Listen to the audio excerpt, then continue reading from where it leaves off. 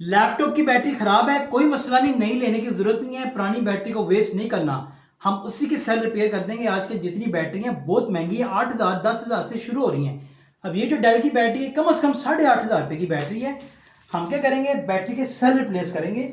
अब ये देखो, कोई भी बैटरी होती है, इसको जब ओपन करती है ना, अंदर सेल लगे हुए हैं। अब ये बैटरी है, इसके अंदर भी सेल लगे हुए हैं। ये बैटरी पे आ जाए आप, इसके अंदर भी सेल लगे हुए हैं। सेलों को रिप्लेस करेंगे हम ब्रांड न्यू 2500 mAh के लिथियम आयन सेल के साथ। पुराने सेलों की जगह लगाएंगे नए सेल। ये देखें, बैटरी का बैकअप हो जाएगा 3 से 4 घंटे। हफीज सेंटर में 3rd floor, shop number 65, LBR के नाम से दुकान है। कोई भी लैपटॉप की बैटरी आपकी ख़राब है, इंटरनल या एक्सटर्नल, आप हमारे पास आ जाओ, हम उसके सेल नए इंस्टॉल कर देंगे और इंशाल्लाह वो न्यू की तरह परफॉर्म करेंगे।